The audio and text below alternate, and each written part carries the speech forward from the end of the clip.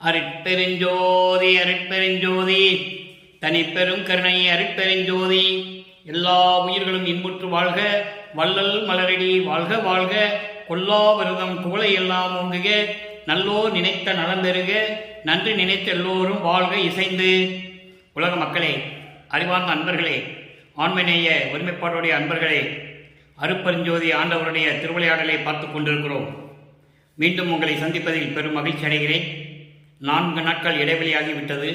வடலூரிலே சத்தியஞான சபையிலே தைப்பூச பெருவிழா நடந்து கொண்டிருந்தது. அதனால் உங்களை சந்திக்க முடியவில்லை. மீண்டும் உங்களை சந்திப்பதில் பெரும் மகிழ்ச்சி அடைகிறேன். அருட்பெருஞ்சோதி ஆண்டவருடைய திருவிளையாடல் தொடர்ந்து கொண்டிருக்கிறது.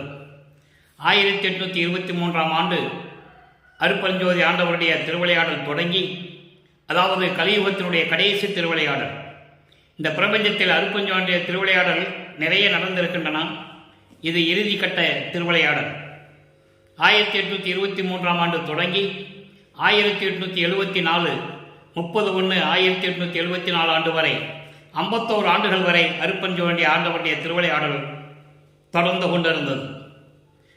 1823ஆம் ஆண்டு தன்னுடைய செல்வ பிள்ளையை ஒரு தாயின் வழியாக இந்த மண்ணுலகை வருவிக்க செய்தார் அருட்பெருஞ்சோதி ஆண்டவர்.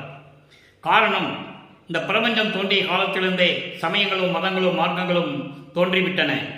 அதை உருவாக்கிய சைவ சமய தலைவர்கள், வைஷ்ணவ சமயத்தின் தலைவர்கள், இப்படி சமயத்தினுடைய தலைவர்கள், மதங்களுடைய தலைவர்கள், மார்க்கங்களுடைய தலைவர்கள் எல்லாம் உருவாக்கி அதற்கு ஏற்றபடி ஆலயங்களை அமைத்து வழிபாட்டு முறைகளை அமைத்து மக்களை வழிபட செய்து விட்டார்கள். இந்த 4 யுகங்களிலே முடிந்து இந்த சமயங்களும் மதங்களும் மார்க்கங்களும் முடிந்த நிலையில் உலக மக்களுக்கு ஒரு மார்க்கம் தேவை, ஒரு ஆன்மீக மார்க்கம் தேவை. அதனால் சுத்த சன்மார்க்கத்தை நிறுவி அதை தன்னுடைய மகனுடைய கையில் ஒப்படைப்பதற்காக ஒரு தாயின் வழியாக தன்னுடைய செல்வ பிள்ளையை வருவிக்க செய்தார் அருட்பெருஞ்சோதி ஆண்டவர். வருவிக்க உற்றவுடனே 1ஆம் ஆண்டிலிருந்து 8 ஆண்டுகள் வரையிலும் நமது பிள்ளை பெருமான் அவர்களுக்கு, அதாவது வள்ளற் பெருமான் அவர்களுக்கு தான் யார் என்ற நிலை தெரியாமல் இருந்தது. 9வது ஆண்டிலே அருட்பெருஞ்சோதி ஆண்டவர் ஆட்கொண்ட பிறகு இறைவனால் ஆட்கொள்ளப்பட்டவன், வருவிக்க உற்றவன் என்ற நிலை மட்டும் நமது பிள்ளை பெருமான் அவர்களுக்கு தெரிகிறது. அதன் பிறகு 9வது ஆண்டிலிருந்து 12 ஆண்டுகள் முடிகின்ற வரைக்கும் அந்த 3 ஆண்டுகளும் இறைவனிடம் எப்படி முறையீடு செய்தார். வருவிக்க உற்றவன் என்ற நிலை தெரிந்துவிட்டது, வெளியே சொல்லவும் முடியாது இறைவன் ஆட்கொண்டதை. ஏன்னா அதுக்கு காலங்கள் இருக்கின்றன, என்ன நிலை என்று அவருக்கு தெரியாது. அப்போ அந்த நிலையில் இறைவனிடம் முறையீடு செய்கிறார். அதுதான் திருவருள் முறையீடு. 1ஆம் திருமுறையிலே திருவருள் முறையீடு 232 பாடல்கள் இருக்கின்றன. இதுவரை 31 பாடல்களுடைய விளக்கங்களை பார்த்திருக்கிறோம். 31 பாடல்களும் இறைவனுடைய திருவிளையாடல் நடந்து கொண்டிருந்தது. 31 திருவிளையாடல்களை பார்த்திருக்கிறோம். 31 நாட்கள் பார்த்திருக்கிறோம். இன்னும் 4 ஆண்டுகள் இறைவனுடைய திருவிளையாடலை பார்க்க வேண்டியிருக்கிறது. இன்று 32வது பாடல். பதிகம் 1, 1ஆம் திருமுறை, பதிகம் 6, திருவருள் முறையீடு, 32வது பாடல். ஒவ்வொரு பாடலிலும், ஒவ்வொரு திருமுறையிலும், ஒவ்வொரு பதிகத்திலும் எப்படி இறைவன் திருவிளையாடல் செய்து அருளை கொடுத்தார், அதை மட்டும்தான் நம்ம பார்த்துட்டு இருக்கோம். ஏனென்றால் வள்ளற்பெருமான் அவர்கள் இந்த மண்ணுலகை வருவிக்க உற்று 202 ஆண்டுகள் ஆகிவிட்டது. இதுவரையிலும் அருட்பெருஞ்சோதியுடைய திருவிளையாடல்களையும் வள்ளற்பெருமானுடைய இறைநிலையையும் யாரும் இதுவரைக்கும் மக்களிடம் திருவொட்பாவில் இருக்கின்ற உண்மைகளை யாரும் சொன்னதில்லை என்பதுதான் வேதனையான விஷயம். பேசினார்கள், பொதுப்படையாக பேசினார்கள். ஆனால் இறைவனுடைய திருவிளையாடலை பற்றியும் வள்ளற்பெருமானுடைய இறைநிலை பற்றியும் கடவுள் நிலையை பற்றியும் யாரும் இதுவரை ஒரு பாடலின் மூலமாக ஆதாரமாக உண்மையாக யாரும் சொல்லவில்லை. அதை தான் நாம் பார்த்து கொண்டிருக்கிறோம். 32வது பாடல் நல்ல கவனிங்க. சீர்கின்ற கடலில், சீர்கின்ற கூடலில், சீர்கின்ற கூடல். கூடல் என்பது அந்த காலத்திலே மதுரை மாநகருக்கு கூடல் என்ற ஒரு பெயர் உண்டு. சீர்கின்ற கூடலில் பாணனுக்கு ஆள்பட சென்ற அந்நாள் வேர்க்கின்ற வெம் மணல் என் தலைமேல் வைக்கும் மெல்லடிக்கு பேர்கின்றதோறும் உறுத்தியதோ என பேசி எண்ணி பார்க்கின்றதோறும் என் கண்ணே என் உள்ளம் பதைக்கின்றதே. அந்த காலத்தில் ஏற்பட்ட திருவிளையாடலை இங்கே வெள்ளப்பெருமான் அவர்கள் குறிப்பிடுகிறார்கள். நல்ல கவனிங்க. மதுரை மாநகரிலே வரகுண பாண்டியன் ஆட்சி காலத்தில் சேமவன பாகதர் என்ற ஒரு புலவர் தன்னுடைய பாட்டுக்கு எதிர்பாட்டு பாடுவதற்கு உன்னிடத்தில் புலவன் இல்லை என்றால் இந்த பாண்டிய நாடு எனக்கு அடிமையாக வேண்டும் என்ற சவாலை விடும்போது பாண்டிய மன்னன் இறைவனிடம் முறையீடு செய்கிறார். அப்போ பாண்டிய மன்னன் அந்த கோயிலே பாட்டு பாடுகின்ற பானப்பத்தரிடம், அவர் பேர் பானப்பத்தர், கோயிலில் பாட்டு பாடிக்கிட்டு இருக்கிறவர், அவர்கிட்ட போய் சொல்ற, அவர் என்னால் பாட முடியாதுன்னு சொல்லிட்டார். அந்த பானப்பத்தர் சேமநாத பாகவதரோட பாடுறதுக்கு எனக்கு தகுதி இல்லைன்னு சொல்லி இரவோடு இரவாக நான் மதுரை விட்டு செல்ல வேண்டும் என்று சொல்லி நினைத்து கொண்டு கோயிலே இருக்கின்ற பொழுது அங்கே இறைவன் ஒரு திருவிளையாடல் செய்கிறார். அதை இந்த பாடலிலே கூறுகிறார். அதாவது தெருவிலே விறகு விற்கிற மாதிரி விறகு வெட்டி தலையிலே சுமந்து கொண்டு விறகு விற்பவர் போல இறைவன் அந்த திருவிளையாடலை செய்கிறார். திருவிளையாடல் செய்து பானப்பத்தரை சிறப்பித்து அந்த சேமநாத பாகவதரை மதுரையை விட்டு ஓட செய்கிறார். அந்த திருவிளையாடலை இந்த பாடலை கூறுகிறார்.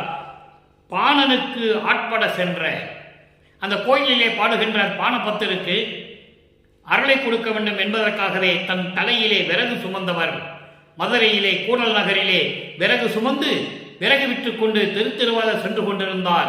அப்போ அவருடைய திருவடிகள் சுடு மணலிலே அந்த திருவடிகளை வைக்கும் போது எவ்வளவு வேர்த்திருக்கும், எவ்வளவு துன்பப்பட்டிருக்கும் என்று நினைக்கும் போது என் உள்ளம் பதைக்கிறது என்று சொல்லுகிறார். அதை திருவடி புகழ்ச்சியிலே சொல்லுவார். எரிவிறகு விற்க வளர்கூடல் தெருதோறும் இயங்கிய இறக்கப்பதம் எரிவிறகு விற்க விறகையை தலையில் சுமந்து கொண்டு மதுரை மாநகரிலே தெருவிலே விறகு விற்ற அந்த திருவடிகள் இருக்கிறதே, எப்படிப்பட்ட திருவடிகள்! அந்த மணலிலே சுடும்படி தெருவழியாக சென்றார் என்று சொல்லுகிறார். இது திருவடி புகழ்ச்சியிலே உண்டு. எரிவிறகு விற்க வளர்கூடல் தெருதோறும் இயங்கிய இறக்கப்பதம். அதை இந்த பாடலில் கூறு. அப்படிப்பட்ட திருவடிகளை எப்படியெல்லாம் அந்த மணலிலே நடக்கும்போது அந்த திருவடிகள் வருந்திருக்கும் என்று சொல்லி இந்த பாடலை நாம் கருதியிருக்கிறார்கள். பாடலுடைய விளக்கம் பாருங்க.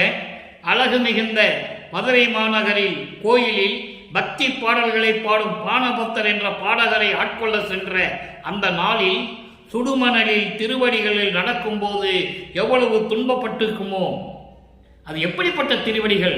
என் தலைமையில் வைத்து ஆசீர்வதிக்கக்கூடிய திருவடிகள், என் தலைமையில் வைத்து ஆசீர்வாதம் செய்யக்கூடிய அருளை கொடுக்கக்கூடிய அந்த திருவடிகள் அந்த மணலிலே நடக்கும்போது எப்படி துன்பப்பட்டிருக்கும் என்று நினைக்கும் போதும் என் உள்ளம் வருந்துகின்றதே, சொல்லும் போதும் நினைக்கும் போதும் என் உள்ளம் வருந்துகின்றதே, விரைவில் வந்து எனக்கு அருள்வாயாக இறைவனே என்று சொல்லி இந்த பாடலை நமக்கு அள்ளியிருக்கிறார்கள்.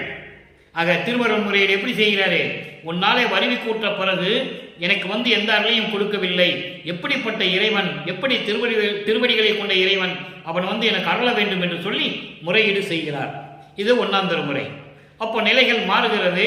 2ஆம் திருமுறைக்கு வராது.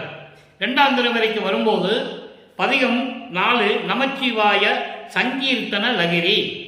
இதுக்கு முன்னால் பதிகத்தில் பார்த்தோம், சிவ சண்முக நம சங்கீர்த்தன லகிரி என்று சொல்லுவார். அதை உள்ளத்திடம் சொல்லுவார். இவர் நேரடியாகவே இறைவனை வணங்குகிறார்.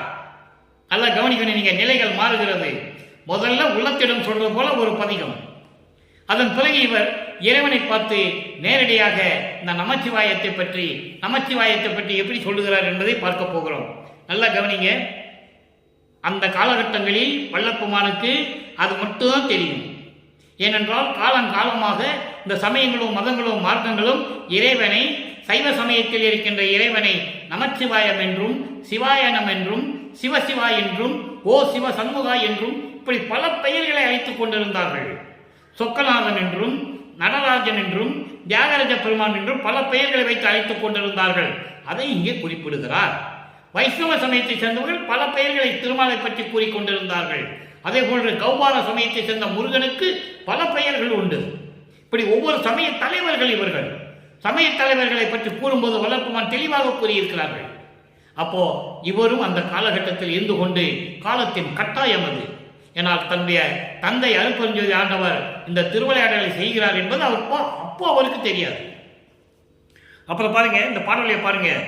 சொல் அவாவிய தொண்டர்தம் மனதில் சுதந்திரம் கொடு தோன்றிய துணையை கல்லலாவிய ஏழையை நெஞ்சும் கரைந்து வந்திட கலந்திடும் கலிப்பை செல் அவாவிய பொழில் திருவுற்றி தேனை தில்லை சிற்றம்பலத்தாடும் நல்ல வாழ்வினை 4 மறை பொருளை நமச்சிவாயத்தை நான் மறவேனே. இப்போ நமச்சிவாயத்தை நான் மறவேன் என்று சொல்கிறார். நல்லா கவனிக்கணும். அப்போ இவ சமயங்களிலும் மதங்களிலும் மார்க்கங்களிலும் இருந்து கொண்டு இதை சொல்லிக் கொண்டு இருக்கிறார். அதன் பிறகு இதெல்லாம் தேவையில்லை என்று சொல்லுவார். அதை நம்ம பின்னால் பார்க்க போறோம். இப்போ அந்த நிலையில் இருந்து கொண்டு இறைவனுடைய திருவிளையாடல் நடந்து கொண்டிருக்கிறது. தன் மகனை அங்கே இருக்க செய்கிறார். ஏனென்றால் உலக மக்களுக்கு தெரியப்படுத்த வேண்டும். இப்ப இந்த பாடலுடைய பொருள் பாருங்க. சொல்லால் அளவிட முடியாத அளவிற்கு காதல் கொண்ட பேரன்பு கொண்ட தொண்டர்களின் மனதில் உரிமையோடு விளங்கும் எனக்கு துணையான இறைவனை, அன்பர்களுக்கு துணையான இறைவனை, கல் போன்று இறுகிய மனம் கொண்ட இந்த ஏழையின் மனமும் உருகும் அளவிற்கு எதிர்காலத்தில் கலந்து கொள்ளப் போகும் பேரின்பமான இறைவனை.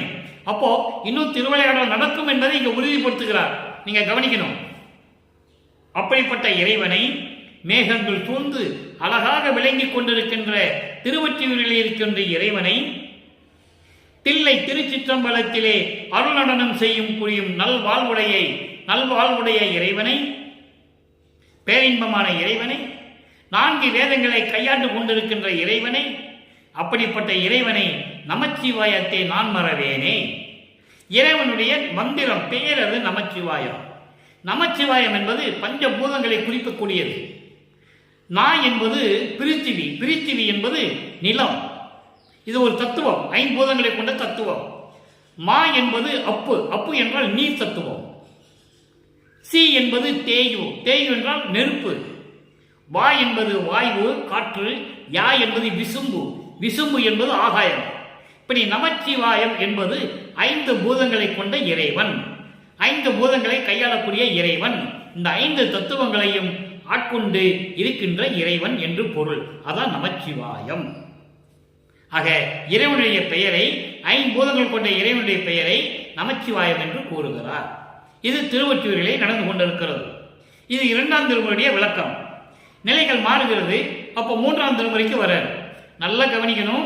இப்ப நமச்சிவாயன் சொல்லுவாரு, சண்முக சிவான் சொல்லுவாரு, சிவாய நமன் சொல்லுவாரு. எப்போ? 2ஆம் திருமுறை வரைக்கும். 3ஆம் திருமுறை வரும்போது நிலைகள் மாறும். அப்போ இறைவனுடைய திருவிளையாடல் அடுத்த கட்டம் ஆரம்பிக்கிறது. 3ஆம் திருமுறை என்பது மூவட்ட 24. வல்லற்பமானவர்கள் இந்த மண்ணுக்கு வருவிக்க உற்று 24 ஆண்டுகளாகிறது. நான் ஏற்கனவே கூறியிருக்கிறேன், வல்லற்பமானை பற்றி கூறும்போது வயதை பற்றி கூறவே கூடாது. அவர் ஒவ்வொரு யுகத்திலும் இருந்த இறைவன், அவருக்கு வயதே கிடையாது.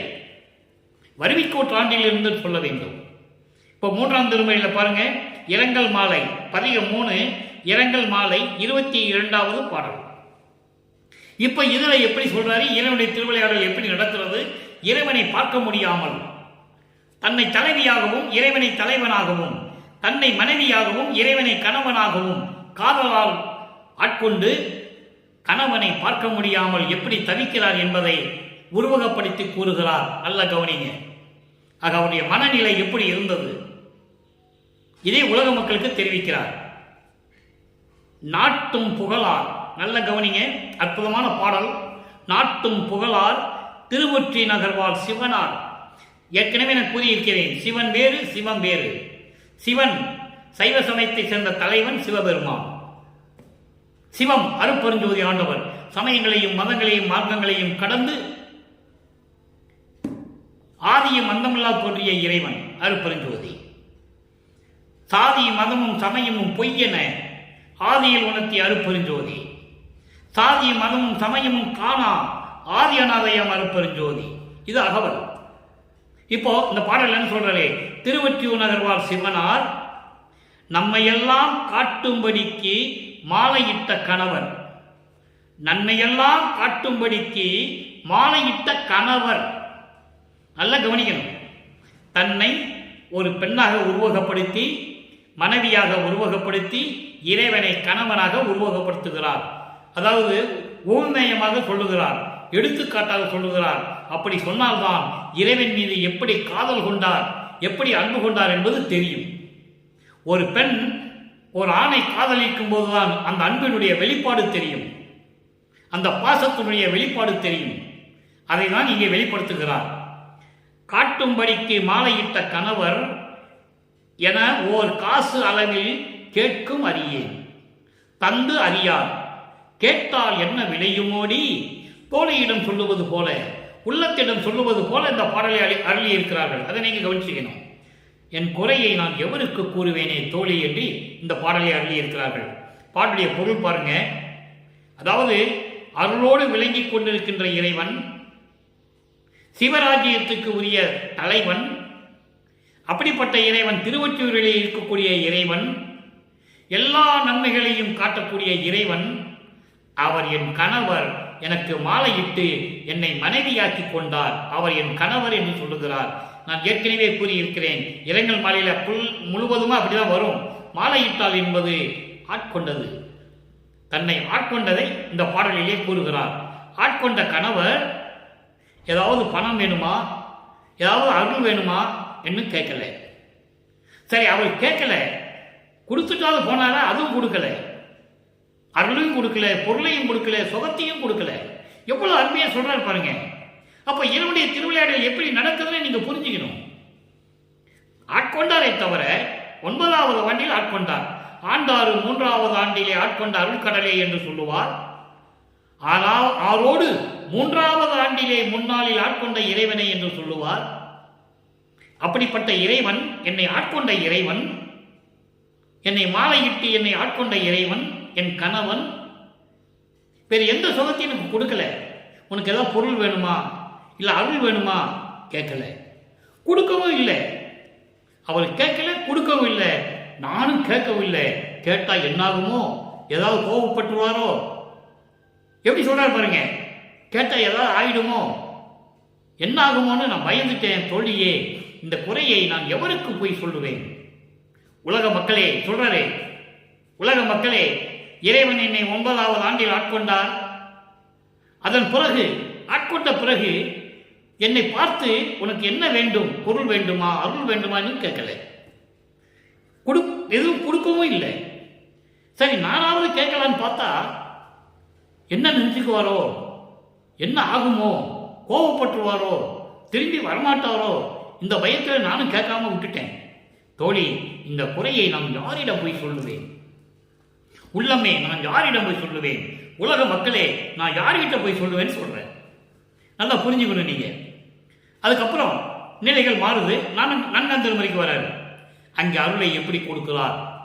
அப்போ 4ஆம் திருமுறைக்கு வரும்போது நமது பிள்ளை பெருமானவர்கள், வல்லப்பமானவர்கள் 4 32வது ஆண்டில் இருந்து கொண்டிருக்கிறார். 25வது ஆண்டிலிருந்து 32 ஆண்டுகளுக்குள் என்ன நடந்தது? தனக்கொடி அம்மையாரை தாலி கட்டி அந்த அம்மையாருக்கு மோட்ச வீட்டை காட்டியது, அந்த அம்மையாருடைய சாபத்தை நீக்கியது, அந்த அம்மையாருக்கு விமோசனம் கொடுத்தது பாடலிலே உண்டு. அடுத்து நம்ம பார்க்க போறோம் அன்பு மாலை. அன்பு மாலையில் அது வரும். அதுக்கு அடுத்து அருட்பிரகாச மாலை இருக்கு. இப்போ அதிசய மாலை பார்த்துக்கிட்டு இருக்கோம். எப்படின்னா, இறைவன் கொடுத்த அருள் எப்படிப்பட்ட அதிசயமானது என்பதை இந்த பாடலில் அருளியிருக்கிறார்கள். அப்போ வல்லப்பமானவர்கள் வருவிக்க உற்று 25வது ஆண்டிலிருந்து 32 ஆண்டுகளுக்குள் இருந்து கொண்டிருக்கிறார். நல்லா கவனிக்கணும். இப்ப இறைவனுடைய திருவிளையாடல் எப்படி நடக்குது பாருங்க. இந்த மாதிரி திருவிளையாடல் புராணத்தில் எங்கேயும் நடந்ததில்லை. சும்மா சித்து விளையாட்டு காட்டுவாங்க, மேஜிக் மாதிரி, அவ்வளவுதான். இது உண்மையான திருவிளையாடல், பிரபஞ்சத்தில் நடந்த உண்மையான திருவிளையாடல். நல்லா கவனிக்கணும் நீங்க. அச்சோ பதிகம் 7 அதிசய மாலை 2வது பாடல் 4ஆம் திருமுறை. அச்சோ இது அதிசயம், இது அதிசயம் என் புகழுவே. இவ்வளவு தூரம் துன்பப்பட்டவர், ஒரு தாயின் வழியாக வருவிக்க உற்று 9வது ஆண்டிலிருந்து துன்பமும் மன வருத்தத்தையும் அடைந்து கொண்டிருந்தவர், மன உளைச்சலில் இருந்து கொண்டிருந்த நமது இறைவன் பிள்ளை பெருமானவர்கள் இறைவனுடைய அருளை எப்படி சொல்லுகிறான்னு பார்க்கணும். அறிமுதலோர் நெடுங்காலம் புரி முதல் நீத்து இருந்து நச்சு ஓலமிடவும் அவருக்கு அருளாமல் மருளால் நாள் கழித்து கொண்டு கொள்களிக்கும் நடைநாயில் கடையேன் கோள்களுக்கும் எச்சோடும் இழிவனுக்கு ஒன்றிலே நான் கொல்லேன் என கருதி நான் இருக்கும் இடத்தில் என கருதி நான் இருக்கும் இடத்தில் எழுந்தருளி எழுந்தருளி அண்டர்லைன் முக்கியமான இடம் அது.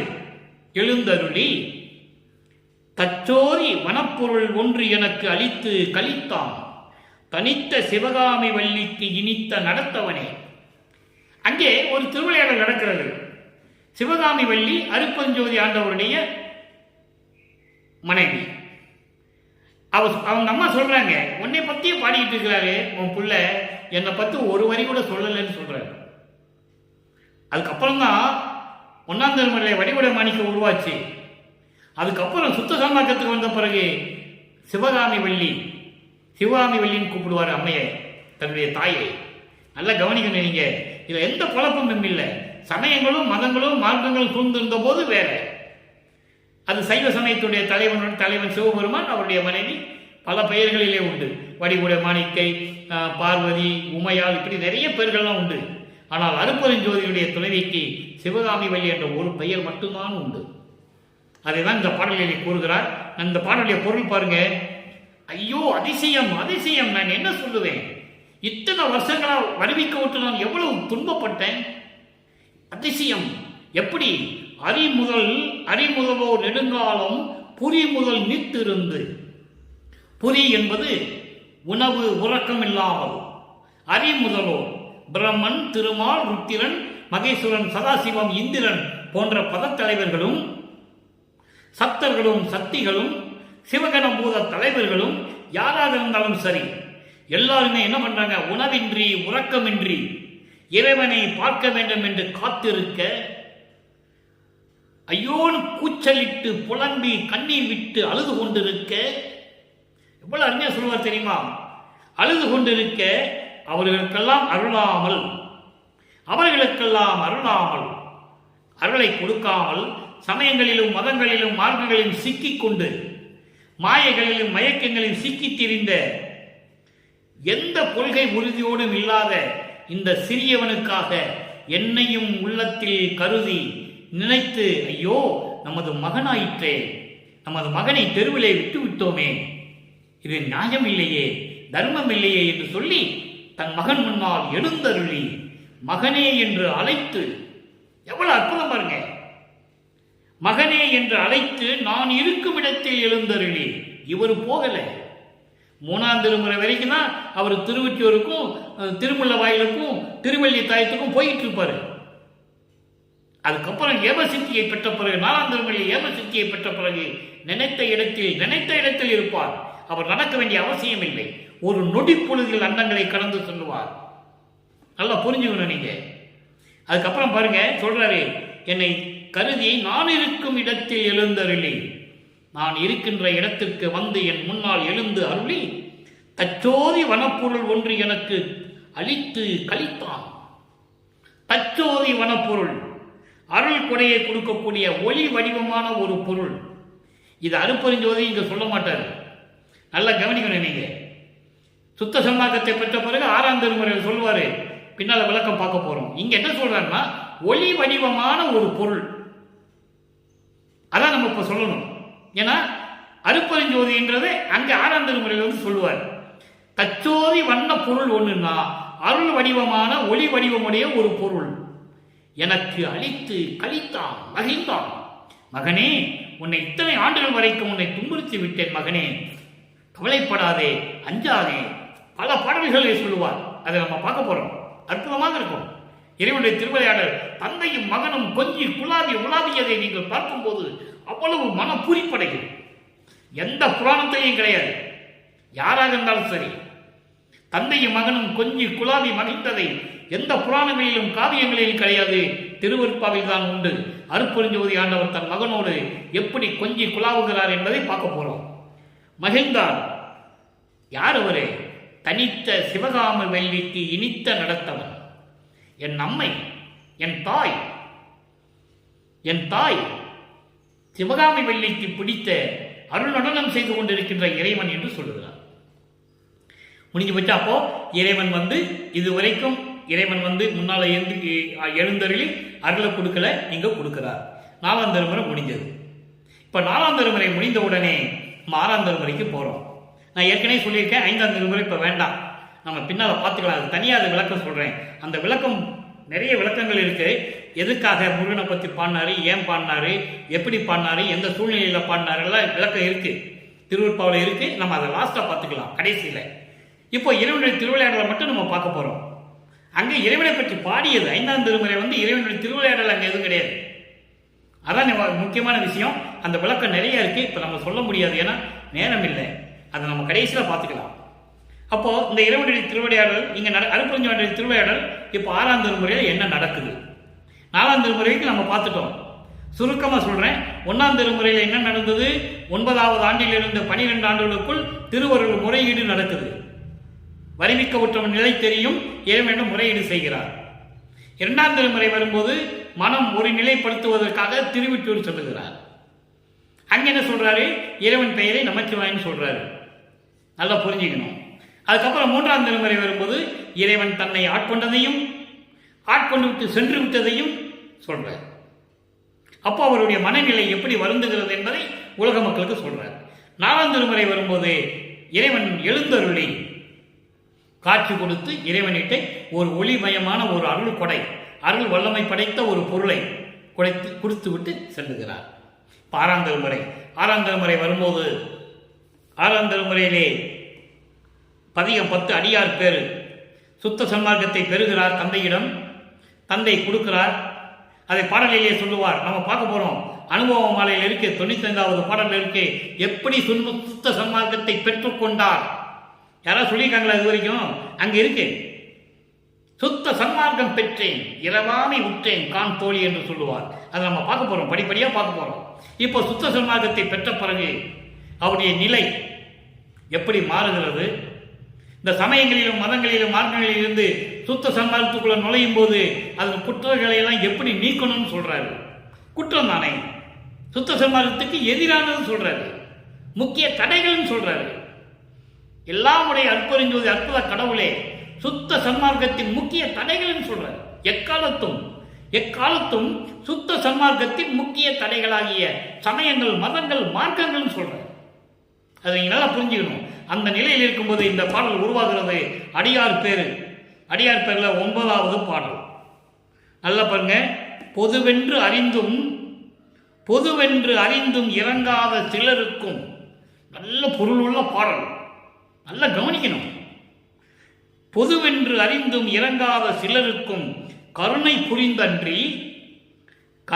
புரிவது அன்றி கதுவென்று அழுங்க நினையா நின் கருணை உள்ளம்தான் அறிவு என்பது இதுவென்று அறியாது என்னை வருத்த எந்த வகையால் துணிந்ததுவோ எதுவென்று அறியேன் என் புரிவேன் ஐயோ புலிவில் வீழ்ந்தேனே. பாடல். இந்த பாடலை விளக்கம் பாருங்க. எல்லா உயிர்களும் பொதுவானது, எல்லா உயிர்களும் சமம், எல்லா உயிர்களும் தன்போல் உயிரை பார்க்காதவர்கள் கூட இருக்கிறார்கள். எல்லா உயிர்களும் பொது என்று இருந்தாலும் கூட அதற்கு இரக்கமில்லாதவர்கள் இருக்கிறார்கள். எல்லா உயிர்கள் ஆச்சை என்று இரக்கப்படாதவர்களுக்கு கூட கருணை கொடுக்கிறாய். கருணை புரிவது மட்டுமல்லாமல் அவங்களுக்கும் நீ அருளை கொடுக்கிறாய்.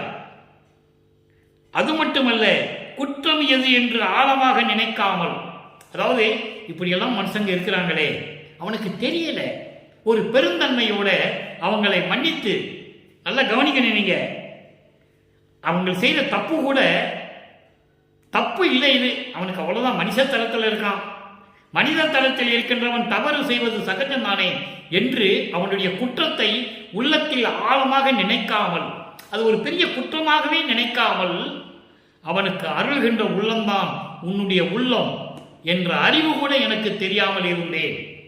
எப்போ? சமயங்களிலும் மதங்களிலும் மார்க்கங்களில் இருக்கும்போது எல்லா உயிரும் சமந்தானே என்று நினைக்காமல், உயிர்களுக்கு தீமை செய்யக்கூடியவர்களுடைய குற்றத்தை பெரிதாக நினைக்காமல் அவர்களுக்கும் அருளக்கூடிய உள்ளம் உனது என்ற அறிவு எனக்கு இல்லாமல் இருந்தேன் என்று சொல்லுகிறார். எவ்வளவு அற்புதம் பாருங்க. இதுவென்று அறியாமல் இருந்து கொண்டிருக்கிறேன், என்னை வருத்த எந்த வகையில் துணிந்ததுவோ அப்படியெல்லாம் நீ அருளை குடித்துக் கொண்டிருக்கின்றவன், நான் எந்த குற்றமும் எந்த உயிருக்கும் தீங்கு செய்யக்கூடாது என்று நினைத்துக் கொண்டிருக்கிறேன், என்னை வருத்துவது என்ன நியாயம் கேட்கிறார். என்ன வருத்துவது தந்தைக்கு எந்த விதத்தில் நியாயம்? நான் உன் மகன் அல்லவா? எது சொல்லக்கூடிய எது என்று எனக்கு தெரியவில்லை, என்ன சொல்லுவது என்று தெரியவில்லை. ஐயோ, புழுவில் இருந்தேனே. ஒரு புழு இருக்கிறது, அதை விட கேவலமாக இருக்கிறேன். ஒரு புழுவை விட, மலத்தில் இருக்கின்ற புழுவை விட கேவலமாக இருந்து கொண்டிருக்கிறேன். விரைவில் வந்து எனக்கு அருள்வாயாக என்று சொல்லி இந்த பாடலை அருளியிருக்கிறார்கள். அப்போ இறைவனுடைய நிலையையும் சொல்லுகிறார். அப்படிப்பட்ட இறைவன் என்னைக்கு வந்து அருளை கொடுக்கவில்லை என்பதை உலக மக்களுக்கு தெரியப்படுத்துகிறார். அடுத்து பதிகம் 14 சிற்சபை விளக்கம். அங்கே திருவொற்றியூரில் இருக்கின்ற இறைவனை பற்றியே சொல்லி பெற்றிருப்பார். இங்கே சிற்சபை விளக்கம். அதாவது வடலூரிலே சத்தியஞான சபையிலே இறைவன் எப்படி இருக்கிறார், அதனுடைய விளக்கம் என்ன?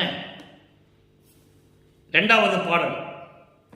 எஞ்சல் இன்றிய துயரினால், எஞ்சல் இன்றிய துயரினால் இடரால் இடுக்கு உண்டு ஐயா. ஐயா என்றால் கடவுள். ஐயா, என் அருள் விரும்பி வஞ்ச நெஞ்சினேன் வந்து நிற்கின்றேன்.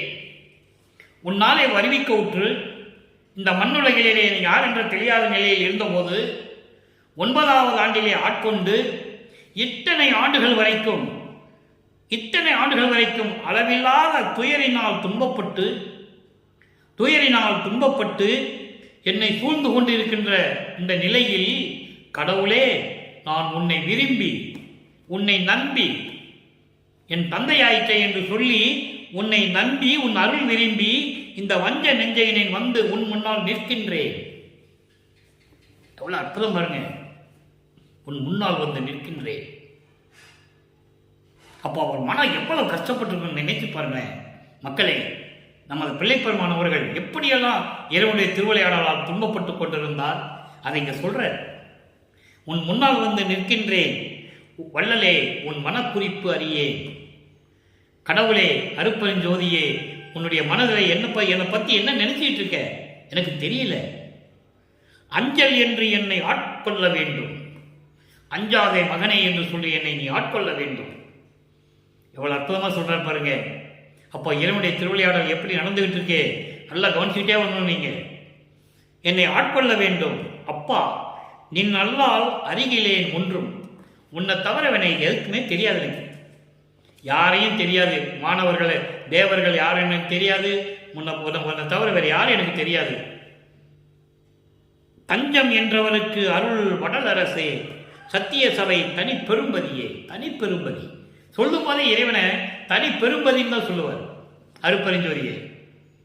தஞ்சம் என்றவருக்கு, தஞ்சம் அடைந்தவருக்கு, எப்படி சுத்த சன்மார்க்கத்தில் சேர்ந்து கொலையும் புலையும் தவிர்த்து நான் உயிர்களை இனிமேல் கொலை செய்ய மாட்டேன் என்ற விரதத்தை எடுத்துக்கொண்டு, அந்த சபதத்தை எடுத்துக்கொண்டு இனிமேல் புலால் உண்ண மாட்டேன், அசைவ உணவுகளை மாமிசங்களை உண்ண மாட்டேன் என்று சொல்லி சபதம் ஏற்றுக்கொண்டு இருக்கின்றவர்களுக்கு அருளக்கூடிய இறைவன். நல்லா கவனிச்சுக்கணும். நீங்க சுத்த சன்மார்க்கத்தை சிந்தாதான் இறைவனுடைய அருளை பெற முடியும். அவர்கள்தான் வடலூருக்கு சத்தியஞான சபை வருவதற்கு தகுதியானவர்கள், அருளை பெறக்கூடியவர்கள் என்பதை இங்க குறிப்பிடுகிறார். தஞ்சம் அடைந்தவருக்கு, தஞ்சம் என்றவருக்கு, நான் சுத்த சன்மார்க்கத்தில் இருந்து கொண்டிருக்கிறேன் இறைவா, எனக்கு ஏன் துன்பத்தை கொடுத்துக் கொண்டிருக்கிறாய், எல்லாம் நீதான் என்று சொல்லி அடைக்கலமானவர்களுக்கு அருளக்கூடிய வடலூரில் இருக்கின்ற அரசன் அருட்பெருஞ்சோதி, சத்திய சபை தனிப்பெரும்பதி, சத்தியஞான சபையில் இருக்கின்ற தனிப்பெரும்பதி, தனிப்பெரும்பதி, யாரிடம் ஒப்படைய முடியாத இறைவன் அருட்பெருஞ்சோதி. எப்படி சொல்ற பாருங்க சிற்சபை விளக்கத்தை. ஆக வடலூருக்கு சத்தியஞான சபைக்கு நீங்கள் வர வேண்டும் என்றால் கொலையும் புலையும் தவிர்த்திருக்க வேண்டும், அங்கு இருந்து கொண்டு இறைவனுடைய அருளை பெற வேண்டும் என்று இங்கே நமக்கு அருளியிருக்கிறார்கள். ஆக சிற்சபை விளக்கம் முடிந்துவிட்டது. அடுத்து பதிகம் 20 பிள்ளை பெருவிண்ணப்பம். முக்கியமான பகுதி இது. பிள்ளை பெருவிண்ணப்பம். இறைவனுடைய பிள்ளை அவரு. இறைவனுக்கு அவருக்கு இட்ட பெயர் செல்வப்பிள்ளை. அருட்பெருஞ்சோதி தன் பிள்ளைக்கு பேர் வைக்கிறாரு செல்வப்பிள்ளை. பாடலில் இருக்கு. உலகியலிலே ராமையா பிள்ளை அவர்களும் சின்னம்மை அவர்கள் வைத்தது ராமலிங்கம். ராமலிங்க பிள்ளையானார். பின்னால் அதன் பிறகு வள்ளலாரானார். திரு அருட்பிரகாச வள்ளலார் என்று மக்களால் அழைக்கப்பட்டார். ஆனால் இறைவன் அவருக்கு தன் பிள்ளைக்கிட்ட பெயர் செல்வ பிள்ளை. அந்த பிள்ளை பெரு விண்ணப்பம் 87. நல்லா கவனிங்க. எண்ணிய எல்லாம் வல்ல பேரருளாம், எண்ணிய எல்லாம் வல்ல பேரருளாம், இணையிலா தனி நெடும் செங்கோல், நன்னிய திருச்சிற்றம்பலத்து அமர்ந்தே நடத்துவோர் ஞான நாயகனை, தன்னருள் அளிக்கும் தந்தையே. நல்ல கவனிக்கணும். தன்னருள் அளிக்கும் தந்தையே, உலகில் தனையன் நான் பயத்தினால் துயரால் அந்நிய மலங்கள் ஐந்தினால் இன்னும் ஐயகோ வாடுதல் அழகோ. விண்ணப்பம் வைக்கிறார். சமயங்களிலும் மதங்களிலும் மார்க்கங்களில் இருக்க சொன்னேன், இருந்தேன். வேண்டான்னு சொன்னேன், விட்டுட்டு வந்துட்டேன். சுத்த சமார்க்கத்தை கொடுத்த வாங்கிட்டேன். அப்ப நான் என்ன பண்ணணும்? இதெல்லாம் நீ நீக்கணும். நீ என்ன பண்ணணும்? இதெல்லாம் நீக்கணும் இல்லையா? அதான் சொல்றாரு. அதாவது நினைக்கக்கூடிய அளவிற்கு, அதாவது அளவில்லாத எல்லா அருளையும் பெற்றுக் கொண்டிருக்கின்ற இறைவன், தனி செங்கோல் நடத்தக்கூடிய இறைவன் திருச்சிற்றம்பலத்திலே அமர்ந்து கொண்டு, திருச்சிற்றம்பலம் என்பது 16வது நிலையில் இருக்கின்ற சிவஞான வெளி. அதான் கடைசி, அதான் இறுதியான வெளி. பரவெளி, பரம்பர வெளி, பராவெளி, பெருவெளி, பெருசுக வெளி, இதெல்லாம் கடந்து போகணும். அங்கே இருந்து கொண்டு அருளாட்சி செய்து கொண்டிருக்கின்ற ஞான நாயகனே, அருட்பெருஞ் ஜோதியே, தன்னருள் அளிக்கும் தந்தையே, எல்லா அருளையும் அளிக்கக்கூடிய என் தந்தையே, உலகில் தனையன், இந்த மண்ணுலகிலே உன்னால் வருவிக்க உற்று உன்னுடைய மகன் நான். தனையன் என்பது மகன். உனது மகன் நான் பயத்தினாலும் துயரத்தினாலும் என்னோடு சேர்ந்து கொண்டிருக்கின்ற இந்த மலங்கள் 5 நான் வாடுதல் அழகோ. 5 மலங்கள்: ஆணவம், கண்மம், மாயை, மாமாயை, துரோதை. இந்த மலங்களும் என்னை சூழ்ந்து கொண்டிருக்கிறது. பயம் இருந்து கொண்டிருக்கிறது, எனக்கு துயரம் இருந்து கொண்டிருக்கிறது. இது எல்லாம் தாங்கிக் கொண்டு உனது மகன் வாடுவது அழகா? உன் தந்தையை மகன் வாடுவது உனக்கு அழகா என்று சொல்லி கேட்கிறார். அடுத்து பாருங்க, பதிகம் 110 தனித்திரு அலங்கள். தனித்திரு அலங்கள்ல 128வது பாடல். எப்படி இறைவனிடம் அருளை பெற்றுக் கொண்டார்? கண்கொண்ட பூதலம் எல்லாம் சன்மார்க்கம் கலந்து கொண்டே பண்கொண்ட பாடலில் பாடி படித்து பரவுகின்றார். விண்கொண்ட சிற்றவை ஒன்றே நிறைந்து விளங்குகிறது. என் கொண்ட மற்ற மத மார்க்கம் யாவும் இறந்தனவே. அண்டர்லைன். மதம் மார்க்கங்கள் இறந்தனவே, ஒளிந்து விட்டது, செத்து விட்டது என்று சொல்லுகிறார். நல்லா கவனிக்கணும் நீங்க. அதாவது வெளி உலகத்தில் பார்வைக்கு தெரிகிறது, மக்கள் இன்னும் பின்பற்றிக் கொண்டிருக்கிறார்கள். காரணம், பிரபஞ்சம் தோன்றிய காலத்திலிருந்தே ரத்தத்தில் ஊறிவிட்டது. அதை அவ்வளவு சீக்கிரமா எடுக்க முடியாது, காலங்கள் வேண்டும். ஆனால் அதை தெளிவுபடுத்துகிறார். இன்னும் அது தேவையில்லை, அதனுடைய நிலைகள் எல்லாம் மாறிவிட்டது, எந்த செயல்பாடும் இல்லை என்பதை இறந்து விட்டது என்று சொல்லுகிறார். அதாவது மண்ணுலகிலே பார்த்த இடங்களிலெல்லாம் சன்மார்க்கம் கலந்து கொண்டிருக்கிறது. சன்மார்க்கத்தில் கலந்து கொண்டு, சுத்த சன்மார்க்கத்தில் கலந்து கொண்டு மக்கள் எல்லாம் வகை வகையாக பாடி அருட்பெருஞ்சோதி அருட்பெருஞ்சோதி என்று பாடுகிறார்கள். நாங்கள் சுத்த சன்மார்க்கத்தை சேர்ந்த சாதுக்கள் என்று சொல்லுகிறார்கள். இப்படியெல்லாம் பாடி பாடி பாடி படித்து வணங்குகின்றார்கள். சுத்த சன்மார்க்கத்தில் இருந்து கொண்டு பண்கொண்ட பாடலில் பாடி படித்து பரவுகின்றார் என்றால் வணங்குகிறார்கள், வேண்டுகிறார்கள், முறையீடு செய்கிறார்கள். உலக மக்கள் எல்லாம் சன்மார்க்கத்தில் சேர்ந்து கொண்டிருக்கிறார்கள். மின்கொண்ட சிற்றவை ஒன்றே நிறைந்து விளங்குகின்றது. மின்கொண்ட சிற்றவை திருச்சிற்றம்பலம் ஒன்றே பரிபூரணமாக நிறைந்து கொண்டு ஒளிமயமாக விளங்கிக் கொண்டிருக்கிறது. மின்கொண்ட சிற்றவை ஒன்றே நிறைந்து விளங்குகின்றது. என் கொண்ட மற்ற என்றால் இந்த பல வகையான மற்ற மதங்கள், மார்க்கங்கள், சமயங்கள் எல்லாம் இறந்து விட்டது என்றால் இனிமேல் அதனால் எந்த விதமான பயனும் இல்லை உலக மக்களே, அதனால் வாருங்கள் என்று சொல்லுகிறார். சுத்த சன்மார்க்கம்தான் சிறந்த சன்மார்க்கம். அந்த நிலைகளெல்லாம் முடிந்துவிட்டது. இந்த சித்த சன்மார்க்கத்தை மக்களிடம் சொல்லுவதற்காகவே நான் அருட்பெருஞ்சோதி ஆண்டவரால் என் தந்தையால் வருவிக்க உற்றவன் என்று சொல்லுகிறார். அகத்தை கருத்து புறத்தை வெளுத்திருந்த உலக அனைவரையும் சகத்தை திருத்தி சன்மார்க்கத்தை அடைவித்திட இந்த உலக மக்கள் எல்லாம் திருத்தி கொண்டு வந்து அறியாமையில் இருக்கிறார்கள், அவர்களெல்லாம் திருத்தி கொண்டு வந்து சன்மார்க்கத்தில் சேர்க்க வேண்டும் என்பதற்காகவே இந்த உலக மக்கள் இகத்தை பலத்தை பெற்று மகிழ்ந்திடுவதற்கென்றே இந்த மண்ணுலகிலே இந்த உலகிலே மக்கள் எல்லாம் சந்தோஷமாக வாழ வேண்டும் என்பதற்காகவே என்னை உகத்தே இறைவன் வருவிக்க உற்றேன், அருளை பெற்றேனே என்று சொல்லுவார். உகத்தி என்பது இந்த யுகத்தில் எந்த யுகம்? கலியுகத்தினுடைய கடைசி யுகம். இப்போ ஒளியுகம் நடந்து கொண்டிருக்கிறது, சமரச சுத்த சன்மார்க்க காலம் நடந்து கொண்டிருக்கிறது. இதை மக்களுக்கு சொல்றதுக்கு ஆள் இல்லை. அதனால் நான் இந்த வள்ளலார் ஊழியன் திருவுற்பாவில் வள்ளலப்பெருமான் சொன்னதை சொல்லிக் கொண்டிருக்கிறேன். இதில் எந்த விதமான மாற்று கருத்து கிடையாது, யாரும் மறுக்கவும் முடியாது. அந்த நிலையில் இருந்து கொண்டு சொல்லுகிறார், உலக மக்களே, சமயங்களும் மதங்களும் மார்க்கங்களும் செத்து விட்டன என்பது இறந்தனவே என்று சொல்லுகிறார். இறந்தனவே என்பது இனிமேல் அதனால் எந்த பயனும் இல்லை என்று சொல்லி முடிக்கிறார். அடுத்து மெய்யருள் வியப்பு பதிகம் 112 இறைவனிடமிருந்து அருள் பெற்றதை வியப்பாக சொல்லுவது. 73வது பாடல். அண்ணா என்பது இறைவன் அருட்பெருஞ்சோதி. அண்ணா என்னையும் பொருள் என்று எண்ணி இரவும் பகலும் அகத்தும் புறத்தும் திரிகின்றாய். என்னையும் மகனாக ஏற்றுக்கொண்டு என்னையும் உன் உள்ளத்தில் நினைத்துக் கொண்டு இரவும் பகலும் என்னுடைய உள்ளத்திலும் வெளியிலும் திரிகின்றாய், என்னை ஆட்கொண்டாய் என்று சொல்லுகிறார். இவ்வுலகு என் புகழுமே. இதான சொல்லணும். இந்த உலகம் என்னுடைய அகத்திலும் புறத்திலும் விளங்கிக் கொண்டிருக்கிறாய். இவ்வுலகம் என் புகழுமே. எப்படி சொல்லும் தெரியுமா? ஆச்சரியமா சொல்ற. அதிசயிக்கும் இந்த உலகம் என்னை பார்த்து அதிசயித்துக் கொண்டிருக்கிறது. விண்ணோர்களும் தேவர்களும் அதிசயத்திட என்று சொல்லுவார். எனக்கே வரம் மேலும் மேலும் அளிக்கின்றாய் என்று சொல்லுவார். தன்னார் அமுதம் மிகவும் எனக்கு தந்தது அன்றியே. அது மட்டுமல்ல, தன்னார் அமுதம் என்பது எல்லா அருள் அமுதமும். சாகா கல்வி, முதல்ல ஏமசித்தி, சாகா கல்வி, தத்துவங்களை நிகரம் செய்தல், முத்தேகத்தை கொடுத்தல், அந்தங்களை கடத்தது, அதன் பிறகு கடவுள் நிலை அறிந்து அமயமாக்கியது. இதுதான் தன்னார் ஆரமுதம். தன் ஆரமுதம் எல்லா அருளையும் எனக்கு கொடுத்தது மட்டுமல்லாமல் தனியே இன்னும் தருகின்றாய். இன்னும் எனக்கு மேலும் மேலும் தந்து கொண்டிருக்கிறாய். என் அறிவில் ஒன்றியே, என் அறிவில் கலந்து, என் உள்ளத்தில் கலந்து, என் உயிரில் கலந்து இன்னும் கொடுத்து கொண்டிருக்கிறாய் என்று இறைவனுடைய அருளை பெற்றதை சொல்லுகிறார்.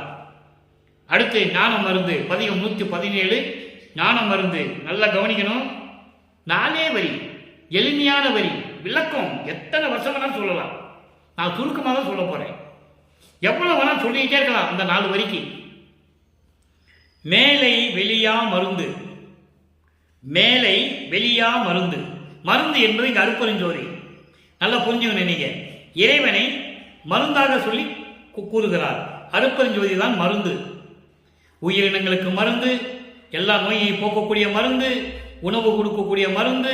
அப்படி என்றால் இறைவன் மேலை வெளியா மருந்து, நான் வேண்டுந்தோறும் எல்லாம் விளையும் மருந்து, சாலை விளக்கும் மருந்து, சுத்த சமரச சன்மார்க்க சங்க மருந்து. சொல்லிட்டாரா? இங்கே சிவபெருமானோ நமச்சிவாயனோ சிவாயனமோ சொல்ல மாட்டார். அந்த நிலைகள்லாம் தாண்டி வந்தாச்சு. அதுவே எல்லாமே இறந்து போச்சுன்னு சொல்லியாச்சு. மடிந்து விட்டனும் சொல்லுவார். பன்மார்க்கம் கடந்தேன் என்று சின்னம்பிடி, 12 மேல் நின்று சின்னம்பிடி. 12 நிலை வரைக்கும் தான் சமயங்களும் மதங்களும் மார்க்கங்களும். 13வது நிலை ஞான சரியை வந்துடுது. தன்மார்க்க சங்கமே சங்கம் என்று சொல்லுகின்றோம், சத்தியம் என்று சின்னம்பிடி சொல்லுவார். சின்னம்பிடி பாடல்ல வரும். இப்போ சொல்றார் பாருங்க, மேலை வெளியான மருந்து. மேலை என்பது சிவஞான வெளி. சிவஞான வெளி என்பது சரியை கிரியை யோகம். இந்த 12 நிலைகளை கடந்து ஞான சரியை, ஞான கிரியை, ஞானத்தில் யோகம், ஞானத்தில் ஞானம். இந்த 14வது நிலைதான் சிவஞான வெளி. பரவெளி, பரம்பர வெளி, பராபர வெளி, பெருவெளி, பெருஞ்சுக வெளி, இப்படி எல்லாம் வெளிகளை கடந்து போறதுதான் கடைசியாக இருந்ததுதான் இறைவனுடைய வெளி, அதுதான் அருட்பெருஞ்சோதி வெளி, அதுதான் மேலை வெளியாம் மருந்து. அங்கே இருக்கின்ற இறைவன் அருட்பெருஞ்சோதி. நான் வேண்டுந்தோறும் எல்லாம் விளையும் மருந்து. நான் அவரிடம் கேட்கும் போதெல்லாம் எனக்கு கொடுக்கின்ற எல்லா அருளையும் கொடுக்கக்கூடிய இறைவன், எல்லா அருளையும் கொடுக்கக்கூடிய இறைவன். சாலை விளக்கும் மருந்து. சாலை என்பது சமயங்களையும் மதங்களிலும் மார்க்கங்களில் இருக்கின்ற துன்பங்கள், துயரங்கள், மாயைகள், மயக்கங்கள், உலக விடயங்கள். உலக விடயங்கள் என்பது மண்ணாசை, பெண்ணாசை, பொன்னாசை போன்ற அத்தனைகளையும் நீக்கக்கூடிய மருந்து, நீக்கக்கூடிய இறைவன். அப்படிப்பட்ட இறைவன் யார் என்றால் சுத்த சமரச சன்மார்க்க சங்க மருந்து. சமரச சுத்த சன்மார்க்க சத்திய சங்கத்தின் தலைவன் இறைவன் அருட்பெருஞ்சோதி. அப்படிப்பட்ட அந்த சமரச சுத்த சன்மார்க்கத்தை தன் மகனிடம் கொடுத்து இந்த உலக மக்களுக்கு தெரியப்படுத்த வேண்டும், உலக மக்களை எல்லாம் இந்த சங்கத்தில் சேர்த்து உலக மக்கள் எல்லாம் இன்பமாக வாழ வேண்டும் என்ற ஒரே நோக்கத்திற்காகத்தான் இறைவன் என்னை வருவிக்க செய்தார் என்று சொல்லுகிறார். அப்ப இறைவனுடைய திருவிளையாடல் நமக்கு முழுமையாக கிடைச்சிருச்சு. இப்படி ஒவ்வொரு நாளும் ஒவ்வொரு பாடல் மூலமா நம்ம பார்த்துட்டு இருக்கோம். நீங்க கண்டிப்பா அந்த பதிவை பார்க்கணும். நீங்க எத்தனையோ சமயங்களிலும் புராணங்களில் திருவிளையாடலை நீங்க கேட்டிருப்பீங்க, எத்தனையோ தலைவர்களுடைய திருவிளையாடலை நீங்க புராணங்களில் படிச்சிருப்பீங்க. ஆனால் அருட்பெருஞ்சோதி ஆண்டவருடைய திருவிளையாடல் தன் மகனை இந்த மண்ணுலைக்கு வருவிக்க செய்ததை உங்களுக்கு யாரும் சொல்லலை. பொதுப்படையாக பேசினாங்க. மதுரையில் பிறந்தாரு, வந்தாரு, போனாரு, திஞ்சாரு, அப்புறம் ஜோதி ஆனாரு, இப்படியெல்லாம் பேசியிருப்பாங்க. ஆனால் இறைவனுடைய திருவிளையாடல் எப்படி நடந்ததுன்னு உலக மக்களுக்கு சொல்லணும்ல. அதுக்கு அதில்தான் திருவருட்பா உருவானது. 1ஆம் திருமுறையில் 6ஆம் திருமுறை வரைக்கும் 6000 பாடல்கள். சரியாக சொல்ல வேண்டும் என்றால் 5983 பாடல்கள். இப்படி பாடல்களில் எல்லாம் இறைவனுடைய திருவிளையாடலை ஒவ்வொரு பாடல் மூலம் பார்த்து கொண்டிருக்கிறோம். திருவிளையாடல் மீண்டும் தொடரும். நீங்க தினமும் இந்த பதிவை பார்க்கணும்னா என்னுடைய வேண்டுகோள். தெரிஞ்சுக்கணும் யார் யார் என்ற நிலை, பிரபஞ்சத்தின் உண்மை நிலை என்னன்றது நீங்க மக்கள் தெரிஞ்சுக்கணும். அதான் திருவருட்பாவில் இருக்கு. இங்க கட்டுக்கதை, புராண கதை, கண்கட்டி வித்தை எதுவுமே கிடையாது. இறைவனுடைய திருவிளையாடல் தந்தையும் மகனுக்கும் ஏற்பட்ட திருவிளையாடல். தந்தை மகனுக்கு எப்படி அருளை கொடுக்கிறார், இறுதியாக அருட்பெருஞ்சாண்டவர் நினைத்தது எப்படி நிறைவேறியது தன் மகன் மூலம் என்பதுதான் திருவிளையாடல். எனவே அன்பர்களே, நீங்களும் சுத்த சன்மார்க்கத்தில் இணைந்து சமயங்களையும் மதங்களையும் மார்க்கங்களையும் தவிர்த்து, உருவ வழிபாட்டை தவிர்த்து, ஜோதி வழிபாடு செய்து இறைவனை வேண்டி எல்லாரையும் பெற்றுக்கொண்டு இந்த வையகத்தில் நீங்கள் வாழ்வாக வாழ வேண்டும் என்று இறைவன் தயவோடையும் கருணையோடையும் வாழ்த்தி இந்த வள்ளலார் ஊழியன் விடைபெறுகிறேன். மீண்டும் நாளை சந்திப்போம். நன்றி, வணக்கம். அருட்பெருஞ்சோதி ஆண்டவருடைய திருவிளையாடல் மீண்டும் தொடர்கிறது. அருட்பெருஞ்சோதி, அருட்பெருஞ்சோதி, தனிப்பெரும் கருணை அருட்பெருஞ்சோதி.